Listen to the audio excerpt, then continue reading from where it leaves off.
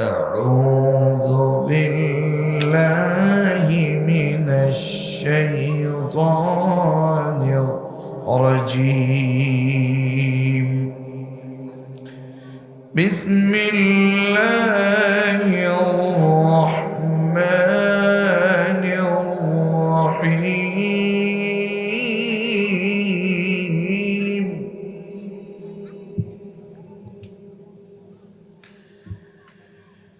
ألف لام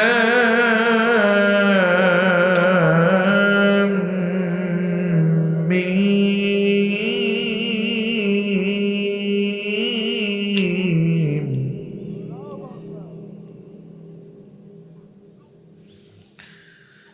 أحسب الناس أن يتركوا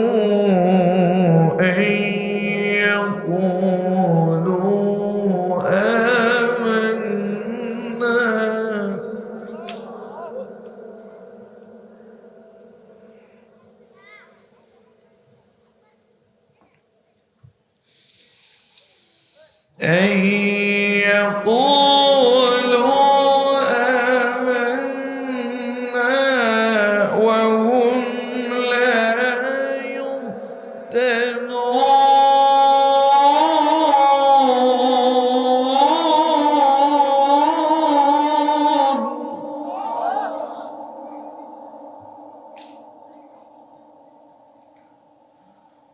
ولقد فتنا الذين من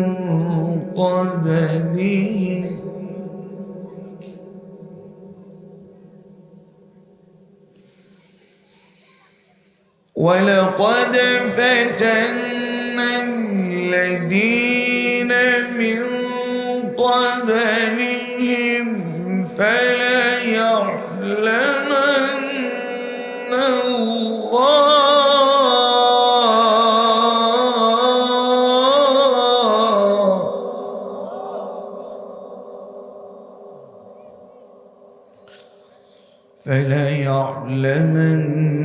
الله الذين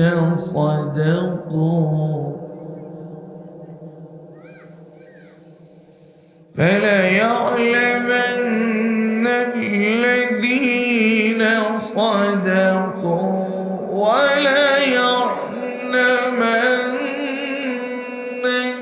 الكاذبين.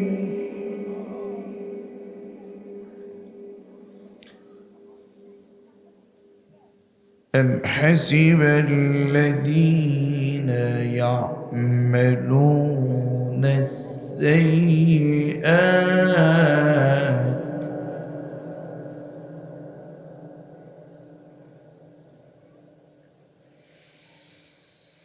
أم حسب الذين يعملون السيئات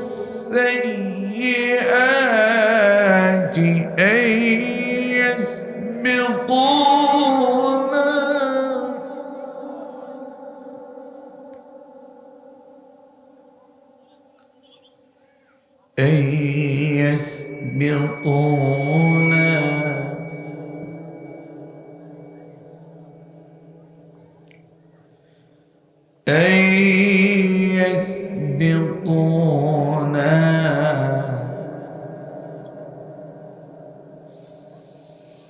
ساء ما يحكمون.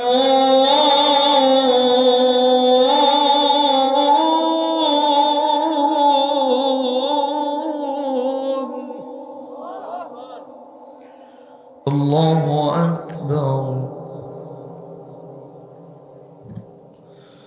الله أكبر. بسم الله الرحمن الرحيم.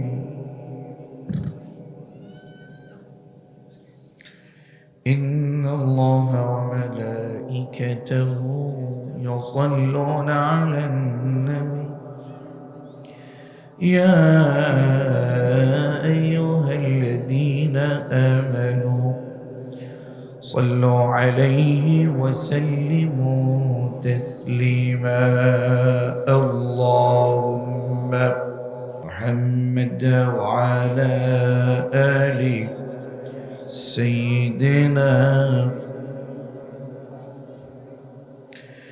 رسول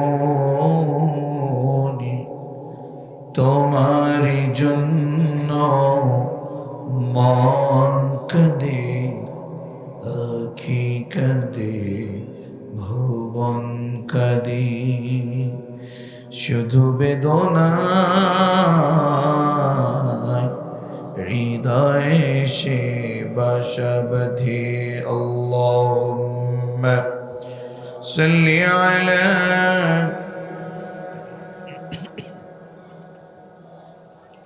محمد وعلى آل سيدنا مولانا محمد بلغ العلا بكماله كشف الدجى بجماله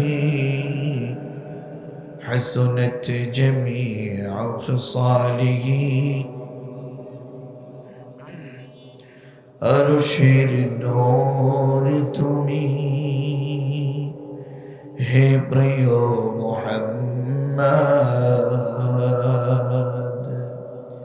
সৃষ্টির সেরা তুমি হে প্রিয় মুহাম্মদ বলগল উলা বিকমালিহি كشف الدجى بجماله حسنت جميع خصاله صلوا عليه وآله رب زدني علما رب زدني علما رب اشرح لي صدري ويسر لي أمري واحلل عقدة من لساني يفقه قولي سبحانك لا علم لنا إلا ما علمتنا إنك أنت العليم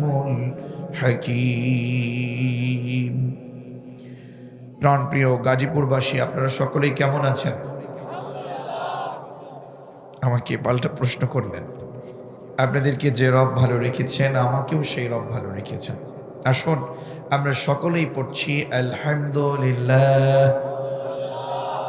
অনেক রাত হয়ে গেছে আপনাদের কষ্ট হচ্ছে না তো মোটামুটি ঘন্টাখানেক সময় আমার সাথে ব্যয় করা যাবে ইনশাআল্লাহ পড়েন না প্রতিদিন কি এরকম তাফসীর মাহফিল হয় এত রাত পর্যন্ত আমরা একমাত্র কোরআনের জন্য বসে আছি কথা বলো ঠিক না কোরআনের জন্য আমাদের জীবনটা পর্যন্ত দিতে পারি ঠিক কিনা বলুন এ কোরআন আমাদেরকে আলোর পথে নিয়ে যাবে এ কোরআন আমাদেরকে সত্যের পথে নিয়ে যাবে সে কারণেই এখনো পর্যন্ত আমরা কোরআনের জন্য বসে আছি কথা বলুন ঠিক কিনা প্রাণপ্রিয় গাজীপুরবাসী আজকে আমরা যে এখানে আসতে পেরেছি আমরা যে এখানে এসে সুন্দর সুস্থতার সহিত এখানে বসতে পেরেছি এজন্য আমাদের খুশি হবার প্রশংসা করবার দরকার আছে না নাই আরো জোরে বলুন দরকার আছে না নাই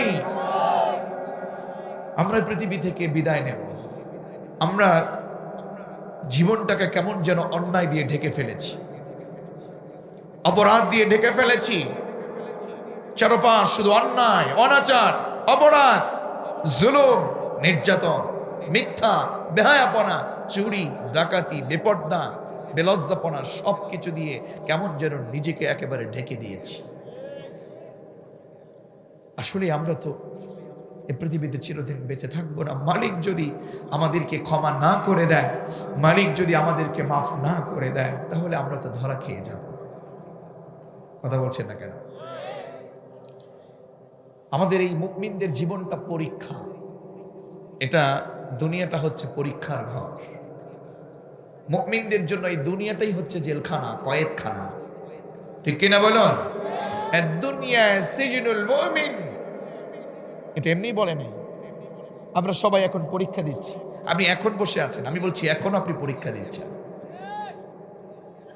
পরীক্ষা নিচ্ছে কে? পরীক্ষা নিচ্ছে কে? আল্লাহ তাআলা বলছেন, ও গোলাম, আমরা আজকে এখানে যারা বসেছি, মালিক যেন কেমন সকলকে ডেকে ডেকে বলছেন, ও গোলাম, আমি তোমাদের মৃত্যু বানিয়েছি, জীবনও আমি বানিয়েছি।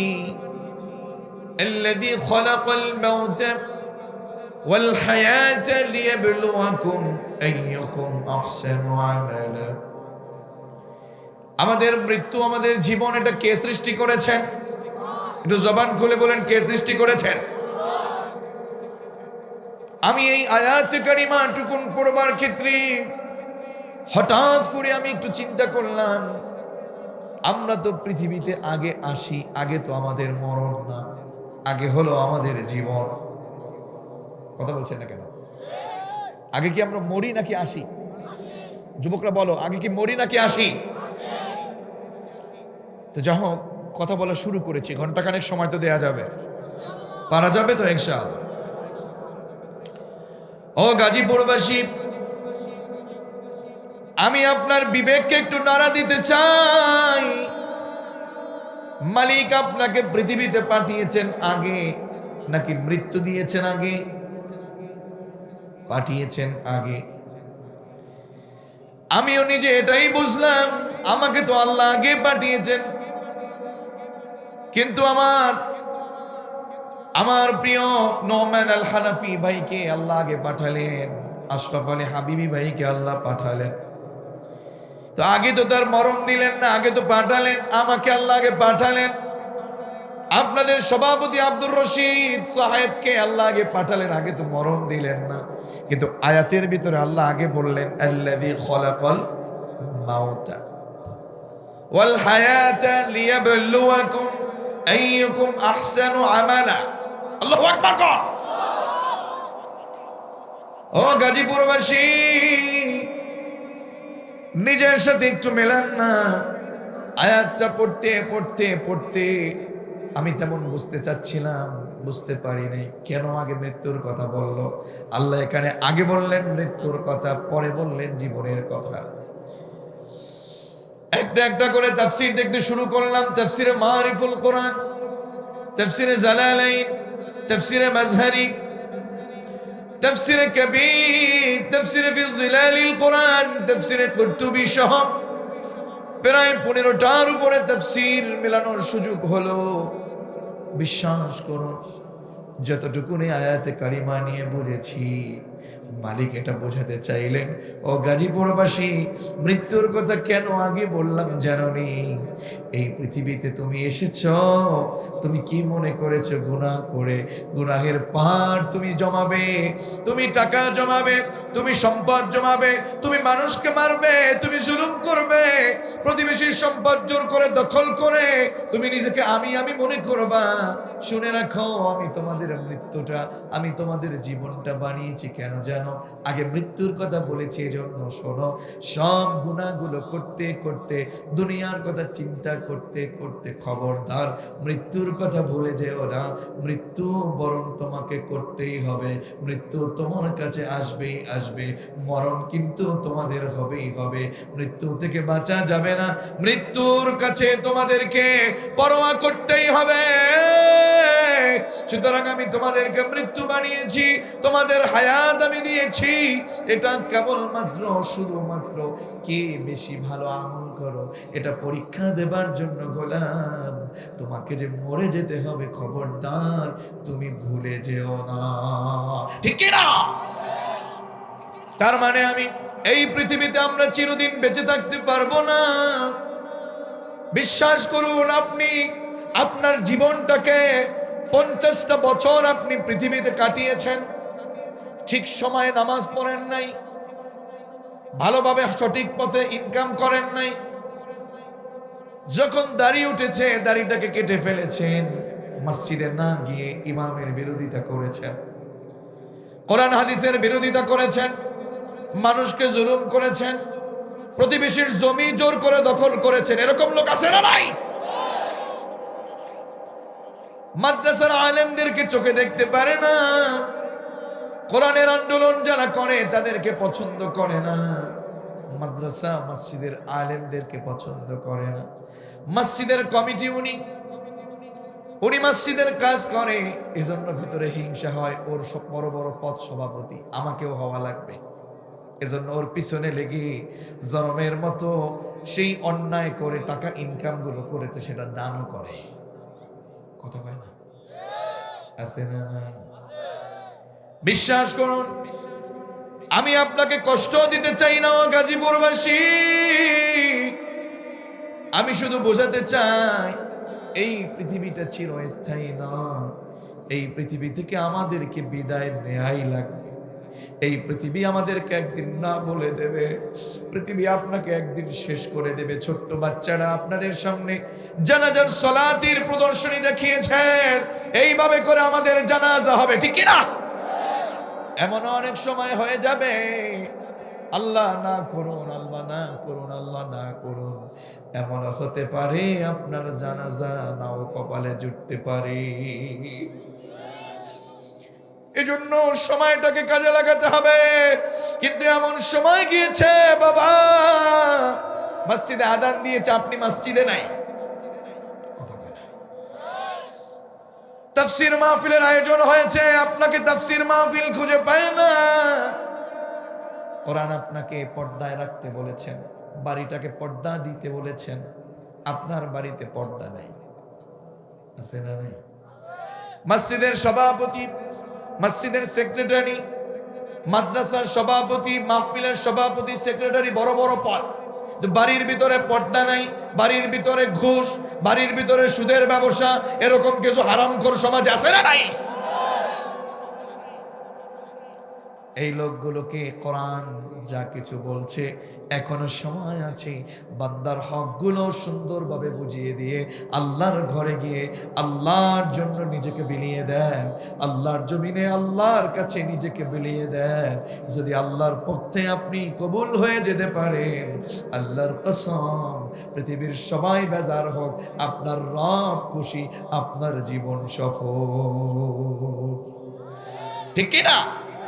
পৃথিবীর সবাই খুশি, আল্লাহ বেজার, আপনি অসফল, আপনি সবচেয়ে ক্ষতিগ্রস্ত লোক। আল্লাহর জমিনে চাই সফল যে ব্যক্তি নিজেকে জান্নাতের জন্য কবুল করাতে পেরেছে। কথা বলুন ঠিক না? আপনি কি মনে করেছেন এই পৃথিবীটা কি পরীক্ষা নেবে না? এই পৃথিবী আপনাকে না বলে দেবে, আপনাকে শুধু সময় দিয়েছে। আল্লাহর পক্ষ থেকে আপনার জন্য সময় যতটুকু নির্ধারণ করা, যে অমুক ব্যক্তির জন্য এতগুলো বছর, অমুক ব্যক্তির জন্য ততটুকু সময়, সময় শেষ, কাট, চলে যাও, বিদায়, ঠিক কি না? আল-ওয়াদা। পৃথিবীটা চিরস্থায়ী না। এই পৃথিবী কখনো আপনার জন্য চিরকাল জায়গা দেবে না। কার জন্য আপনি পাগল? ছেলে, মেয়ে, স্ত্রী, স্বামী? না, কেউ আপনার না। আপনি যখন মরে যাবেন, আপনার যখন মৃত্যু হয়ে যাবে, ওই মরণের সময় আপনার নিসবত, আপনার সম্পর্ক সাথে সাথে কাট হয়ে যাবে। কিয়ামতের ময়দানে ওই সকল লোকগুলো যাদের জন্য হারাম ইনকাম করেছেন, আপনাকে দেখে দূর থেকে পালাবে, আপনার থেকে পালিয়ে যাবে। যদি আপনি ধরে তার থেকে স্নেকি নিয়ে যান, আপনার শত্রু সেদিন হয়ে যাবে। বিশ্বাস করছেন না? আমি না, কোরআন বলছে। আপনার সন্তান আপনার বিরুদ্ধে দাঁড়াবে। এই যে বাবাজি, আমার প্রত্যেকে আমার মুরব্বী, আমাদের নোমান আল হানাফি ভাই, আমার প্রিয় ভাই, বহুক্ষণ আমরা একত্রে একটা জায়গায় বসেছিলাম, কত সুন্দর সম্পর্ক হয়ে গেল। আপনার ছেলে বলেন, আপনার মেয়ে বলেন, এখন আপনার জন্য কত কিছু। ও যুবক, একটু বোঝো না, একটু নিজের সাথে মেলাও না। এই পৃথিবীতে তুমি তোমার বাবাকে দেখছো, আমি আমার সন্তানকে দেখেছি। এই সন্তান, আমি আমার বাচ্চার মাকে বলেছি, শোনো, তোমার মেয়ে ফাতিমা বিনতে মামুন বড় মেয়ে, তোমার ছেলে তহা বিন মামুন, তোমার মেয়ে মাইমুনা বিনতে মামুন। তোমাকে আমি ভালো করে বলে দিচ্ছি, শোনো, এই সন্তানকে কোরআন দিয়ে তোমাকে সুন্দরভাবে তাদের জীবনটাকে সাজিয়ে দিতে হবে। যদি এরা কোরআনের দাওয়াত না পায়, যদি এরা কোরআন না বোঝে, যদি এরা আমল না করে, যদি এরা নামাজ না পড়ে, যদি এরা হারাম পথে চলে যায়, এই সন্তান সেই কিয়ামতের ময়দানে তোমার জন্য কাল হয়ে দাঁড়াবে। আমি বাস্তব, আমি নিজে বলবো। আল্লাহর কোরআন বলছে, মালিক পিতা মাতা জান্নাতে চলে যাচ্ছে প্রায়, হঠাৎ করে ফেরেশতা বলবে, মালিক এ তো ওই ব্যক্তি, ওর নামে মামলা এসেছে নতুন। আচ্ছা, আপনারা বিদেশে যান না, কথা বলেন না কেন? আমরা যখন বিদেশ গিয়েছি, ইন্ডিয়াতে মাহফিলে গেলাম, মাহফিলে যাবার আগে আমাদের এয়ারপোর্টে যখন ইমিগ্রেশন হয়, পাসপোর্ট নিয়ে যায়, পাসপোর্ট নিয়ে যাবার সময় ইমিগ্রেশনে যখন চেক করে, দেখে লোকটার বিরুদ্ধে মামলা আসেনি। বুঝেন না আপনারা? কথা বলছেন না কেন? বাংলাদেশের কিংবা আমাদের দেশের, আমাদের বর্তমান অবস্থা বোঝাচ্ছি। যখন আপনার আমার বিদেশ যেতে হয়, বিদেশ ভ্রমণ করতে হয়, আপনার ইমিগ্রেশনে যখন ওপেন করে, আপনার চেহারা, আপনার ফিঙ্গার সবকিছু ওখানে দেখা হয়, সুন্দরভাবে আপনার সবকিছু মেলানো হয় যে আপনার বিরুদ্ধে দেশের পক্ষ থেকে কিংবা কেউ আপনাকে মামলা দিয়েছে নাকি। যদি মামলা দেয়, বলবে না আপনার জন্য ওই দেশে যাওয়া অবৈধ, ঠিক কিনা? জান্নাতে যখন আপনার নামটা চলে যাবে প্রায় জান্নাতে, মামলা হয়ে গেলে যেমন আপনি দেশ থেকে বিদেশে যেতে পারবেন না, এক স্টেপ থেকে অপর স্টেপে যেতে পারবেন না, ঠিক তদ্রুপ আপনি জান্নাতে প্রায় চলে গেছেন। মুরব্বী মানুষ, দেখতে সুন্দর, দাড়ি, হুজুর মানুষ খুবই সুন্দর, একেবারে চলে গেছে। হাজী সাহেব একেবারে চলে গেছে। হঠাৎ করে ফেরেশতা বলবে, মালিক মামলা। কি কথা কয় না? মামলা কি বলেন? কে মামলা দিয়েছে? মালিক সুন্দরভাবে কোরআনে কারিমে বলে দিয়েছেন, রব্বানা আরিনাল্লাযীনি আযাল্লানা মিনাল জিন্নি ওয়াল ইনসি নাজআলহুমা তাহতা আকদামিনা লিয়াকুনা মিনাল আসফালিন। জোরে বলুন আল্লাহু আকবার। ও বাবাজি, আমার মাথায় কোন টুপি, আমার গায়ে কোন জুব্বা, আপনার মাথায় কোন পাগড়ি, এটা মিলানোর সুযোগ নাই। টুপির ভিতরে ইসলাম না, টুপির ভিতরে দলের ভেদাভেদ নাই, ঠিক কিনা? আমাদের রবকে, আমাদের কোরআন কয়টা, আমাদের শ্রেষ্ঠ নবী শেষ রাসূল কয়জন? তার মানে আমরা সবাই এক। কথা বল না কেন? কোনো ভেদাভেদ নাই। পাগড়ির ভেদাভেদ, টুপির ভেদাভেদ, জুব্বার ভেদাভেদ এখনো যদি ভুলতে না পারেন, আগামীতে আপনার প্রতিও জুলুম শুরু হয়ে যাবে। সব বাদ দেন, সব বাদ দিয়ে দেন। আমি আব্দুল্লাহ আল মামুন কওমি মাদ্রাসায় পড়েছি, আলিয়া মাদ্রাসায় পড়েছি, অনার্স মাস্টার্স করেছি জেনারেল বিভাগ থেকে। এবার বলেন আমি এখন কোন দলে যাব? আমি কোন দলে যেতাম? কি যেন আমাদের আনোয়ার ভাই না, আমাদের আজকের ইমাম সাহেবের বাড়িতে গিয়েছি, কত সুন্দর আলেম মানুষ, সবাইকে সুন্দরভাবে মেহমানদারি করিয়েছেন। উনিও যেই কোরআন পড়েছেন, আমিও সেই কোরআন পড়েছি। কওমি মাদ্রাসায় যাবেন, ওখানেও সেই কোরআন, আলিয়া মাদ্রাসাও সেই কোরআন। অথবা কোরআন আপনি কওমিতেও পড়েন নাই, আলিয়াতেও পড়েন নাই, কিন্তু মসজিদ থেকে মাদ্রাসা থেকে কোরআন এনেছেন, এটা কি অন্য কোরআন নাকি? আমরা শুধু অমুকে ওই টুপি, তমকে সেই টুপি, অমুকে ওই জুব্বা, তমকে ওই জুব্বা, অমুকে ওই কালার পাগড়ি, তমকে ওই কালার পাগড়ি। ও আমার দলের না, সালামবাদ। আছে না নাই? মনে রাখবেন, আল্লাহর কসম করে বলি, হৃদয় থেকে খুলুসিয়ত নিয়ে বলি, ওয়াল্লাহি কওমি আলিয়া আমার কাছে কোনো ভেদাভেদ নাই, আল্লাহর কসম। আমরা এভাবে ভেদাভেদ করতে করতে, আলেমরা এপিট ওপিট করতে করতে সাধারণ মানুষগুলো বহু দূরে ইসলাম থেকে দূরে সরে যাচ্ছে।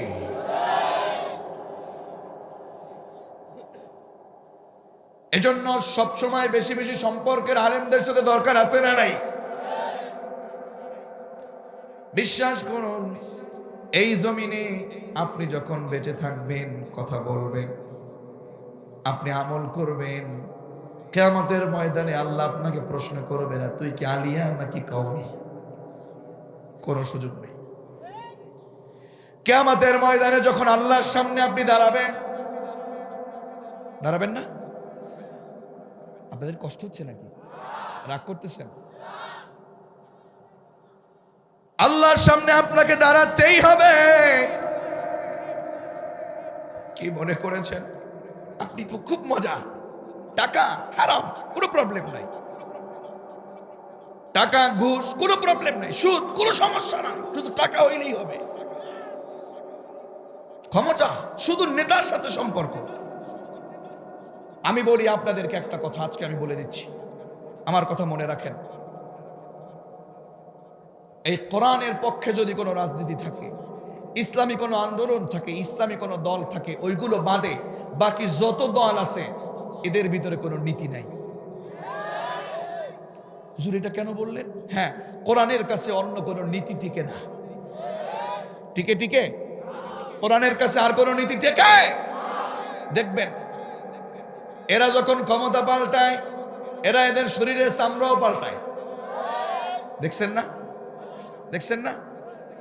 ওই নতুন দল, ও পুরান দল, আমি নাম নিলাম না, ও নব্য, ও এইটা, ও ওইটা, এইটা লয়ে মারামারি, কথা কর না কেন? কিন্তু একটা জিনিস নিয়ে মারামারি নাই, কতগুলো মানুষের নাম ঘোষণা করে দিল। দেখবেন ইসলামী দল হবার কারণে নিজেকে অযোগ্য মনে করে অন্য যোগ্য কাউকে যেন দেয়, সেটা নিজে বলে দেয়। কোনো মারামারি নাই, তুলাতুলি নাই, রাগারাগি নাই, হিংসা হিংসি নাই। যেখানে কোরআন নাই সেখানে আমরা নাই, যেখানে কোরআন সেখানে আমরা, যেখানে নাই কোরআন আমরা নাই সেখানে, যেখানে হাদিস নাই আমরা নাই সেখানে, যেখানে রাসূলুল্লাহর কথা হবে, যেখানে কোরআনের কথা হবে, যেখানে কোরআনের আইন হবে, আমরা জীবন দিব, তারপরেও সেখান থেকে এক পাও দূরে সরব না। কথা বলুন ঠিক না?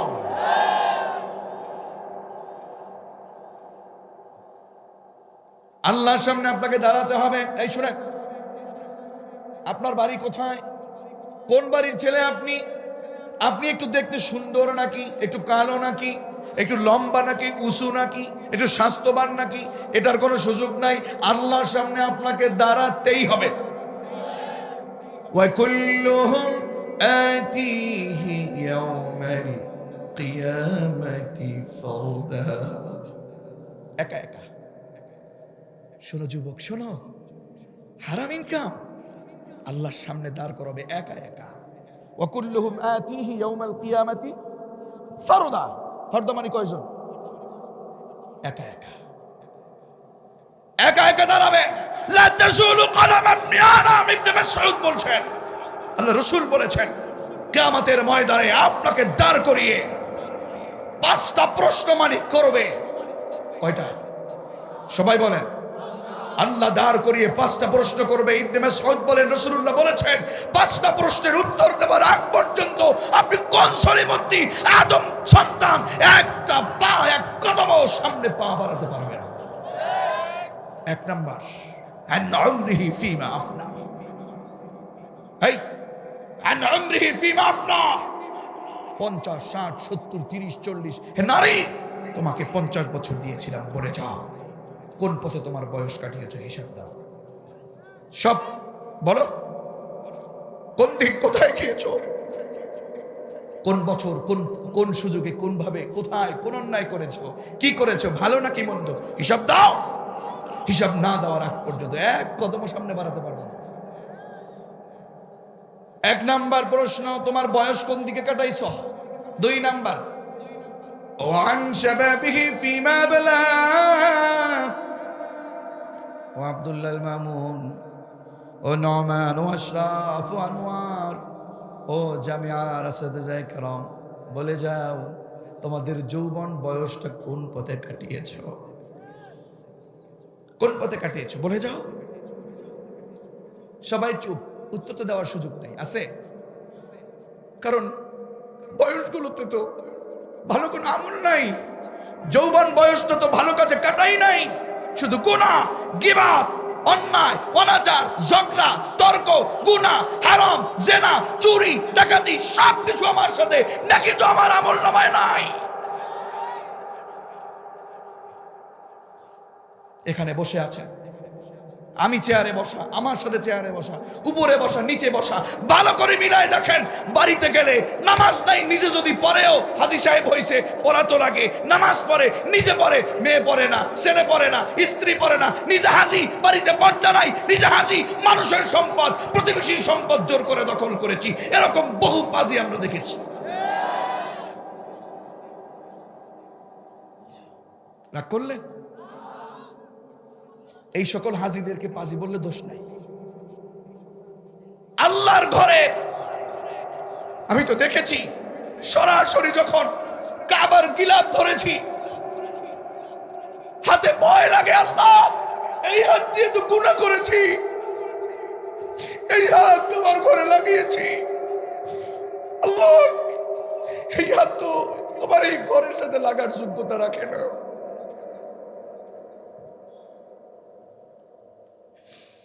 আল্লাহ যদি বলতো অন্যায় করেছে, ওর হাতটা লেগে যাক ওটার সাথে, কি করতাম তখন? কিন্তু তিনি রহমান, তিনি রহিম, তার প্রশংসা করে শেষ করা যায় না। তিনি ক্ষমাশীল, তিনি ক্ষমা করেন, তিনি দয়ালু, তিনি করুণাময়, ঠিক কিনা? তিনি দয়াময়, তার প্রশংসা করে শেষ করা যায়।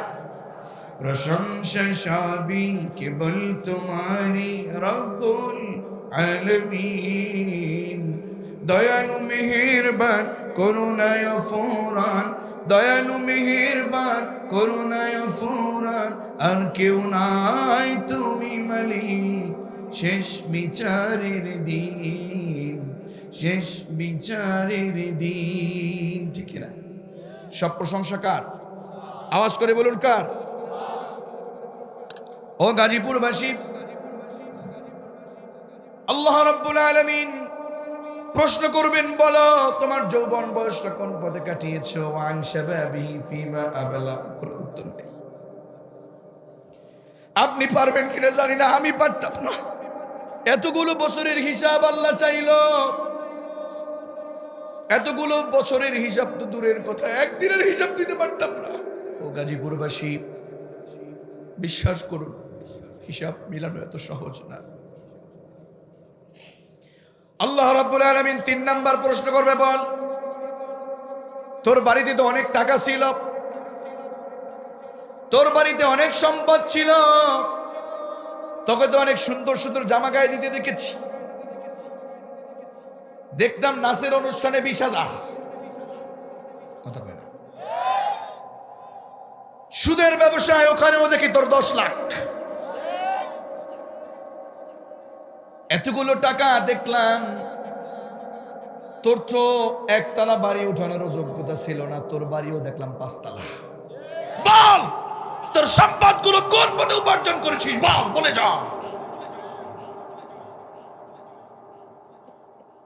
4 নাম্বার প্রশ্ন হবে, বল টাকা তো উপার্জন করেছিলি, কোন পথে ব্যয় করেছিস, বল, বলে যা। 5 নাম্বারে প্রশ্ন করবে, তোকে তো জ্ঞান দিয়েছিলাম, তুই তো জানতিস নামাজ না পড়লে গুনাহ হয়, পর্দা না থাকলে গুনাহ হয়, চুরি করলে গুনাহ হয়, আলেমদের বিরুদ্ধে মিথ্যা মামলা দিলে গুনাহ হয়, ঠিক না? সব তো জানতি, বল তোকে যে জ্ঞান দিয়েছি সে জ্ঞান অনুযায়ী কতটা আমল করেছিস, বল। যখন লাত্রি লাত্রি বলবে কিছু পারি না, জানি না, আল্লাহ তখন বলবে খুযুহু ফাগুল্লু কাছিন, ওরে ধর, ওরে বেরি পড়া, 70 গাছ শিকল দিয়া বেরি পড়া, জাহিম নামক জাহান্নামে ফেল। ওর মুখ আমি দেখতে চাই না, আমি ওকে বড় আদর করে বানিয়েছিলাম।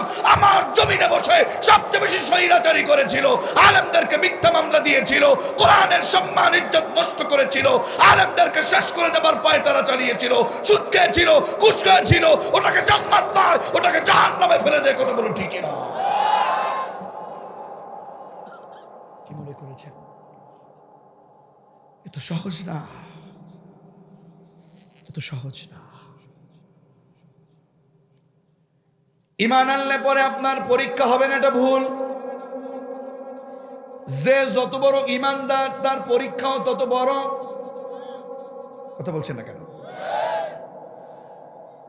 আল্লাহ তাআলা বলছেন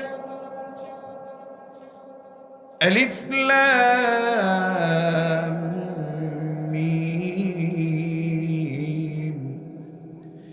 আহসিবান নাসু আন ইউতরাকু আন ইয়াকুলু আমান্না ওয়া হুম লা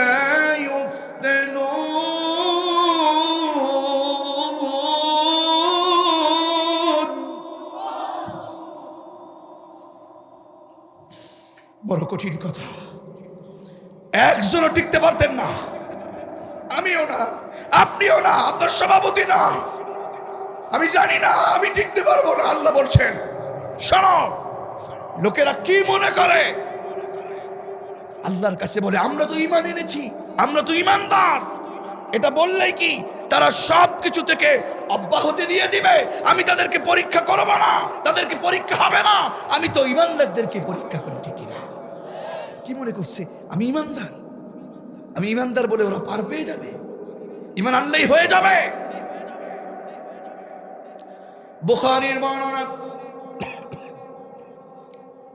3852 নম্বর হাদিস, ইবনে মাসউদ রাদিয়াল্লাহু তাআলা আনহু বলেন আল্লাহ রাসূল সাল্লাল্লাহু আলাইহি ওয়াসাল্লাম কাবার ছায়ার নিচে বসা, বাইতুল্লাহর ছায়ার নিচে বসা। সাহাবায়ে কেরাম আরজ করলেন ইয়া রাসূলুল্লাহ, ইয়া হাবিবাল্লাহ, আমাদের জন্য আল্লাহর কাছে একটু সাহায্য চান, আমাদের জন্য দেখেন একটু আল্লাহ সাহায্য করে নাকি। আর পারি না, আর পারি না। আল্লাহ রাসূল বলেন ওগো সাহাবারা, কি বলছো, কি বলছো? তোমাদের পূর্ববর্তী লোকেদের ঈমান পরীক্ষা করবার জন্য ঈমান এনেছে বলে ওই সকল লোকগুলোকে জীবিত অবস্থায় তাদের মাথা করাত দিয়ে একেবারে মাথা থেকে পা পর্যন্ত অর্ধেক করবার জন্য ওরা ষড়যন্ত্র করেছে। মাথা থেকে পা পর্যন্ত করাত দিয়ে চিরে ফেলেছে। এরপরে লোহার চিরুনি এনেছে, লোহার চিরুনি এনে এরপরে গায়ের গোশতটাকে আলাদা করে দিয়েছে। এরপরেও তাদের ঈমান পরীক্ষা করবার ক্ষেত্রে আল্লাহ তাদেরকে ঈমান হারা করে নাই, ঈমান হারার পথে ছিল না, পরীক্ষা দিয়েছে কিন্তু ঈমানের পথে অবিচল ছিল, ঠিক না? এখনো দেখবেন কিছু লোক আছে ইসলাম ইসলাম বলে বলে কোরআনের পক্ষে কাজ করে বলে, আলেম বলেন, সাধারণ মানুষ বলেন, কোরআনের পক্ষে কাজ করেছে, ভালো মানুষ, নামাজি মানুষ, তাহাজ্জুদ গুজারি মানুষ, নামাজের পথে মানুষকে ডাকে, ঘুম থেকে উঠে দেখে তার বিরুদ্ধে মামলা 5টা। কথা কয় না? সঠিক পথে অবিচল থেকে সঠিক কাজগুলো করে, কোরআন জানোয়ার না বলতে পারে, কোরআনের আইনের কথা জানোয়ার না বলতে পারে, জনমের মতো মিথ্যা অপবাদ দিয়ে কোরআনের কর্মীদেরকে একেবারে লাল দেয়ালে আটকায়। আছে না নাই? আছে না না? আমরাও বলি কত পরীক্ষা নেবেন, কি করবেন, কয়টা মামলা দিবেন, কতবার শহীদ করবেন। ইমানদার যদি একবার কেন 1000 বারও যদি জীবন পেত, আল্লাহর জমিনে যারা ইমানদার 1000 বারই আল্লাহর জন্য শহীদ হবার জন্য পাগল থাকতো, ঠিক না? পরীক্ষা আসবেই আসবে,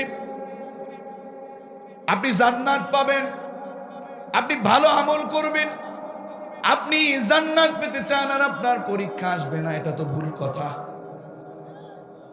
আপনি ইমানদার হবেন, আপনার পরীক্ষা আসবে না, এটা ভুল কথা। যার যত ইমান বেশি তার পরীক্ষার মান তার তত বেশি। কথা কয় না? আল্লাহ তাআলা বললেন আহাসিবান নাস আইয়ুতরাকু আইয়াকুলু আমান্না, লোকেরা কি মনে করে যে ঈমান এনেছি আমরা, এই কথা বললেই তাদেরকে কি একেবারে মুক্তি দেওয়া হবে, অব্যাহতি দেওয়া হবে?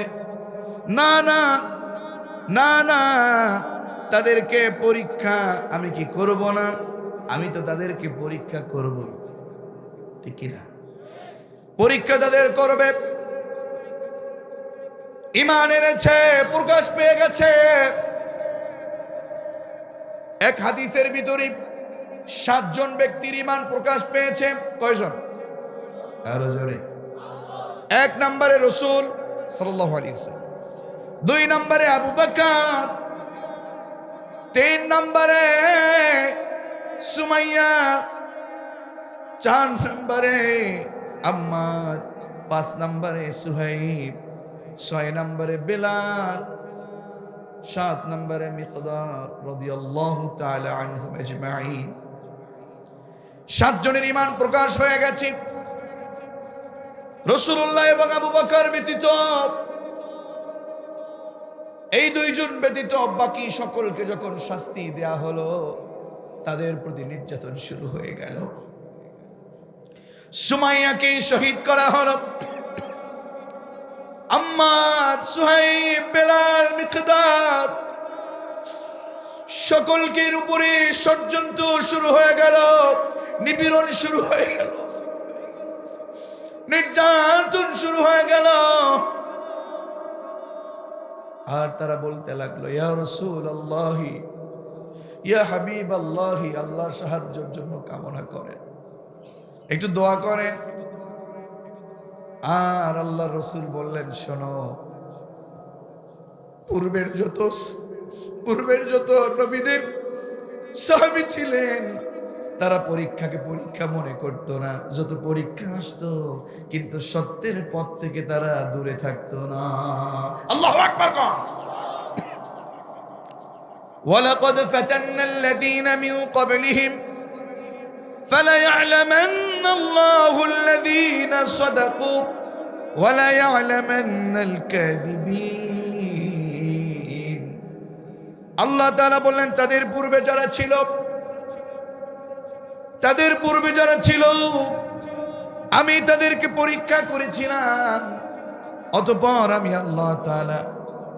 আল্লাহ তাআলা অবশ্যই আমি জেনে নিয়েছি তারা কোন পথে, সত্য নাকি মিথ্যা, ঠিক কিনা?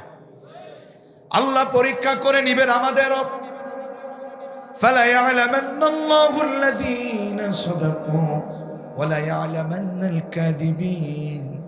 আল্লাহ অবশ্যই জেনে নেবেন, পরীক্ষা করে নেবেন, চেক করে নেবেন যে কে এবং কারা সত্যবাদী, সত্যের পক্ষে কাজ করে, আর কারা মিথ্যাবাদী, মিথ্যার পক্ষে কাজ করে।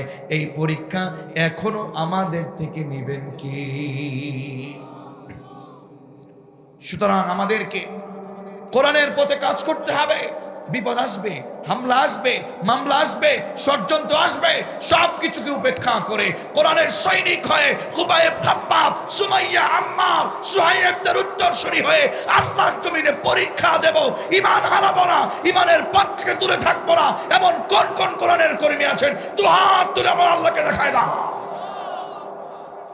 লিল্লাহি তাকবীর। আল্লাহ আমাদের হাতগুলো কবুল করেন, পড়েন আমিন। আমার বন্ধুগণ, আপনাকে আল্লাহ ঈমান আনার কারণে পরীক্ষা করবেন, আপনি কি সত্যের পথে নাকি মিথ্যার পথে? আপনি বলেন তো, আপনি কি ডানপন্থী হবেন নাকি বামপন্থী? সবাই বলেন, কোন পন্থী? ডান নাকি বাম? জোরে, ডান নাকি বাম? ডানের পক্ষে রাখতে রাজি আছি না নাই? ঈমান এনেছে জাফর ইবনে আবু তালেব, এবং তার স্ত্রী ঈমান আনার পরে জাফর ইবনে আবু তালেব আল্লাহর রাসূলের কাছে এসে বলেন, ইয়া রাসূলুল্লাহ, আর থাকতে পারতেছি না, চারপাশ থেকে নির্যাতন শুরু হয়ে গেছে। ইয়া রাসূলুল্লাহ, ইয়া হাবিবাল্লাহ, আর সহ্য করতে পারছি না গো। আল্লাহ রাসূল বললেন, যাও হিজরতে চলে যাও, হিজরতের জন্য তোমাদেরকে অনুমতি দেয়া হবে। জাফর ইবনে আবু তালেব স্ত্রীকে নিয়ে হিজরতে চলে গেলেন, আবিসিনিয়ায় চলে গেলেন। কয়েকটা বছর যখন কাটানো হলো, স্বামী আর স্ত্রী আলোচনা করছে, ওগো প্রাণের স্বামী, যাকে ভালোবেসে যার জন্য ঈমান এনেছি সেই রসুল কেমন আছে, সেই রসুলকে যদি দেখতে না পারি তাহলে আমাদের এই ঈমান আনার কি হলো। বেশ কিছুদিন যেতে না যেতে 3টা বছর যখন চলে গেল, 3জন সন্তানের অধিকারী হল। জাফর ইবনে আবু তালেব হঠাৎ খবর পেয়ে গেলেন আমার রাসূল আর মক্কায় নাই, তিনি মদিনায় চলে গেছেন। সুবহানাল্লাহ। জাফর ইবনে আবু তালেব বললেন, ওগো প্রাণের স্ত্রী, আর থাকতে রাজি না, চলো আমরাও চলে যাই। চলে গেলেন। ঈমান আনবেন আর পরীক্ষা হবেন, এটা হতে পারে না। কোরআনের পক্ষে চলবেন, কোরআনের পক্ষে কাজ করবেন, আল্লাহর জমিনে আল্লাহর আইন প্রতিষ্ঠা করবেন। এই কাজ করে, এই চিন্তা করে যারা চলবেন, তাদের বিপক্ষে থেকে ষড়যন্ত্র আসবেই, তাদের পরীক্ষা দিতে হবেই। এটাই রবের কথা, চিরন্তন সত্য, ঠিক কিনা? জাফর ইবনে আবু তালেব স্ত্রী সন্তানদেরকে নিয়ে চলে গেলেন মদিনায়। বেশ কিছুদিন কাটানোর পরে রাসূলুল্লাহর সাথে হঠাৎ করে বললেন, ওগো সাহাবারা, যুদ্ধে যেতে হবে, জিহাদে যেতে হবে, জিহাদে যেতে হবে। এই জিহাদের সেনাপতির দায়িত্ব পালন করবে আমার চাচাতো ভাই জাফর ইবনে আবু তালেব। কোথায় তুমি দাঁড়াও, যাও তুমি তোমার স্ত্রীর কাছ থেকে বিদায় নিয়ে আসো। স্ত্রীর কাছে চলে গেলেন, ওগো প্রাণের স্ত্রী, আমাকে জিহাদের সেনাপতি বানিয়েছেন, আমার রাসূল যুদ্ধের সেনাপতি আমাকে বানিয়েছেন, আমাকে বিদায় দাও। স্ত্রী হাসি মুখে বিদায় দিয়ে দিলেন আর বললেন, ওগো প্রাণের স্বামী, চাই তুমি আবার যেন আমার কাছে চলে আসো সুস্থতার সহিত। আল্লাহর নবীর সাহাবী হযরতে জাফর ইবনে আবু তালেব বললেন, ওগো প্রাণের স্ত্রী, তুমি এমন দোয়া করো না, আমার মনে বিশ্বাস আমি বুঝি আর জাফর ফিরে আসতে পারবো না। কেন গো, কেন? বললে, শোনো, আমার আগেও একজন সেনাপতি আছে, আমার পরেও একজন সেনাপতি আছে, তার মানে আমি জাফর আর ফিরে আসতে পারবো না, আর ফিরে আসতে পারবো না। কেমন কুরবান, জানে বোঝে, এরপরেও জীবন দেওয়ার জন্য, আল্লাহর প্রতি জীবন দেওয়ার জন্য মুজাহিদেরা প্রস্তুত থাকে, ঠিক না?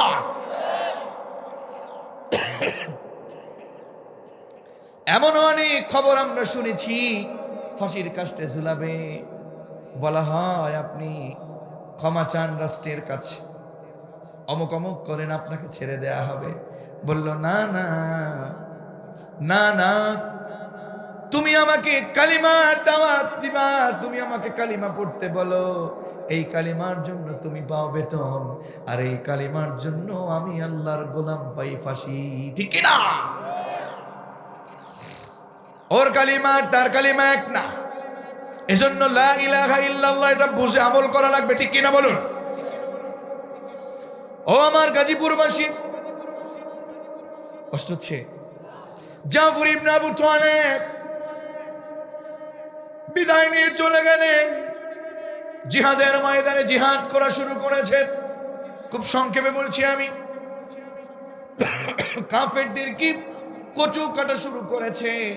হঠাৎ এক প্রচন্ড কাফের এসে জাফর ইবনে আবু তালেবের ডান হাতে আক্রমণ করল, ডান হাত ছিটকে ঝরে পড়ল।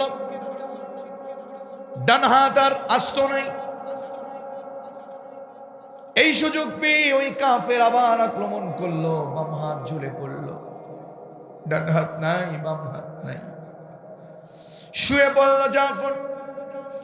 সাহাবায়ে কেরাম চিন্তা করছিলেন, হারে ইসলামের পতাকা বুঝি শেষ হয়ে গেল, ইসলামের পতাকা বুঝি উড্ডয়ন করতে পারল না। হঠাৎ করে এক সাহাবী বলেন, ওই দেখো, ওই দেখো, কালেমার পতাকা উপরে দেখাচ্ছে, ইসলামের পতাকা উপরে দেখাচ্ছে। সামনে গিয়ে দেখি জাফর ইবনে আবু তালেবের হাত নাই, ওই পা দিয়ে, বুক দিয়ে, মুখ দিয়ে সুন্দর করে কালেমার পতাকা যতটুকু পেরেছে শুয়ে থেকে হলেও ইসলামের পতাকাটাকে আকাশে উড্ডয়ন করে রেখেছে। আল্লাহু আকবার। জাফর ইবনে আবু তালেব শহীদ হয়ে গেল। ইসলামের বিজয় হবার পরে আল্লাহর রাসূল জাফর ইবনে আবু তালেবের বাড়িতে চলে গেলেন। জাফর ইবনে আবু তালেবের বাড়িতে গিয়ে জাফর ইবনে আবু তালেবের সন্তানদেরকে দেখতে পেলেন। সন্তানদেরকে কোলে নিলেন। তখনও পর্যন্ত জিহাদের কাফেলা এখনো ফেরে নাই, মদিনায় এখনো ফিরে নাই। আল্লাহ রাসূল সাল্লাল্লাহু আলাইহি ওয়াসাল্লাম বাচ্চাদেরকে কোলে নিয়ে জাফর ইবনে আবু তালেবের স্ত্রীকে ডাকলেন। জাফর ইবনে আবু তালেবের স্ত্রীকে ডেকে বললেন, দেখো, শোনো, আমি তো তোমাদের বাড়িতে এসেছি মেহমান হয়ে। কথাগুলো বলছে আর চোখের পানি দরদর করে ফেলে দিচ্ছে।